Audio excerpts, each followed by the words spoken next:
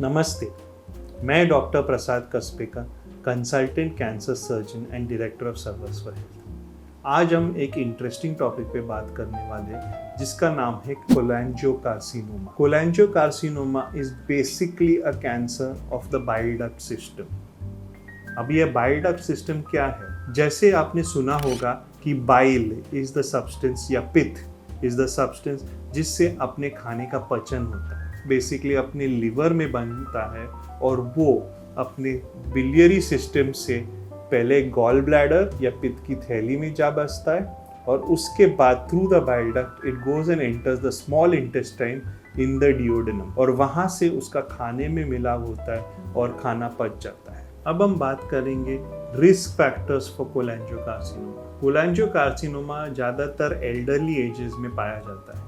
Being above the age of 60 increases your risk. Males are more at risk of cholangiocarcinoma as compared to females. Certain diseases such as primary sclerosing cholangitis, liver cysts such as Caroli's disease, as well as pancreatitis or other inflammatory conditions में cholangiocarcinoma हो सकता है। Gallstone disease, especially hepatolithiasis, which is gallstones in the liver, also cause cholangiocarcinoma. Parasitic infections such as liver fluke, use of toxins, especially thorotrast, are also known to cause cholangiocarcinoma. और obviously smoking and alcohol तो हर cancer में है, तो इसी कारण cholangiocarcinoma हो सकता है। अब हम बात करेंगे signs and symptoms of cholangiocarcinoma पे। बेसिकली जैसे कोलैंजियोकार्सिनोमा बाइल डक्ट सिस्टम का कैंसर रहता है, उसके हिसाब से उनका main signs and symptoms are a result of blockage of this bile duct system. और ब्लॉकेज के साथ साथ आदमी को ऑब्स्ट्रक्टिव जॉन्डिस हो जाता है। उसमें basically yellowing of the skin, yellowing of the eyes, yellow dark urine, as well as itching of the skin are very common signs of symptoms of cholangiocarcinoma secondary to jaundice. कभी-कभी बाकी symptoms are bloating, weight loss and sometimes pain in the region of the liver. यही सब signs और symptoms अगर आप किसी को भी है तो please go and meet a doctor, क्योंकि it could be as dangerous as something as bile duct cancer. अभी हम बात करते हैं diagnosis of cholangiocarcinoma पे।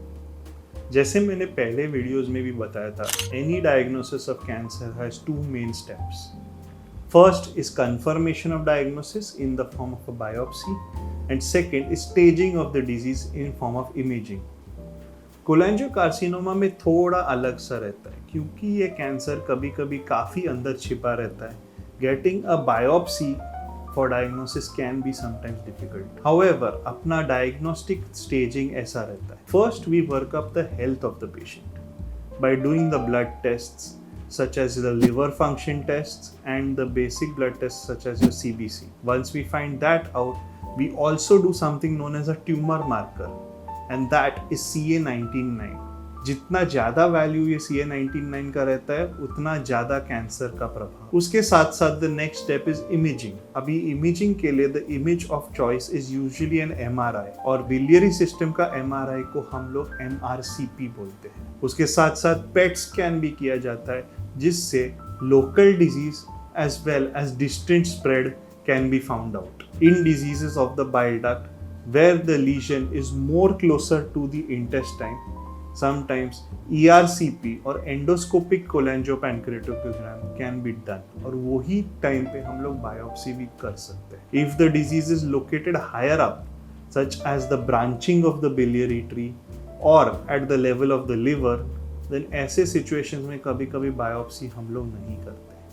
अब हम बात करेंगे ट्रीटमेंट ऑफ कोलैंजियोकार्सिनोमा। कोलैंजियोकार्सिनोमा एक बहुत ही डेंजरस डिजीज है and most of the times ये डिजीज काफ़ी एडवांस स्टेजेस में पाया जाता है। Rarely do we find it in the early stage जिससे हम उसका पूरा ट्रीटमेंट कर पाते हैं। अर्ली स्टेजेस में treatment of cholangiocarcinoma is basically done by surgery. Now एक प्रकार का सर्जरी नहीं है यहाँ पे, it depends on the location of the tumour. If the tumour is located in the liver then we do something known as a hepatectomy. जिसमें हम वो भाग लिवर का निकाल देते हैं। तो राइट साइड ग्रोथ पे राइट हेपेटेक्टोमी और लेफ्ट साइड ग्रोथ पे left hepatectomy. For diseases located at the hilum और the confluence of the bile duct, basically हम लोग surgery of biliary tract excision करते हैं और उसके साथ साथ हम लोग कभी कभी लिवर का भी हिस्सा निकालते हैं based on which part of the bile duct the cancer is entering. Along with that, we also have to remove the surrounding tissues or lymph nodes क्योंकि ये कैंसर बेसिकली प्राइमरी साइड से lymph nodes में भी spread होता है. Surgery for cancers located more distally is usually in the form of Whipple surgery, जैसे हम लोग वही पैंक्रियास के लिए करते हैं. Most patients who undergo surgery, the results are much better compared to non-surgical treatments. Advance cases में हम लोग सर्जरी नहीं कर पाते हैं और वो सिचुएशन में कीमोथेरेपी, कभी कभी रेडिएशन और टारगेटेड थेरेपीज दिए जाते हैं. ऐसे सिचुएशंस में कभी कभी जो जॉन्डिस है उसको रिलीव करने के लिए ERCP with stenting of the bile duct या PTBD means trans hepatic biliary drainage किया जाता है. तो उससे जो जॉन्डिस है वो कम मात्रा में हो जाता है और पेशेंट का क्वालिटी ऑफ लाइफ थोड़ा इम्प्रूव हो जाता है. पर ये स्टेंटिंग से पेशेंट का जो डिजीज़ है वो कम नहीं होता है और रिजल्ट्स भी आगे उनके लिए ख़राब रहते हैं. ये सब ट्रीटमेंट्स के बाद बेसिकली पेशेंट को स्ट्रिक्ट फॉलोअप पे रखना पड़ता है क्योंकि ये कैंसर पहले साल में उसके रिकरेंस के चांसेस सबसे ज़्यादा रहता है.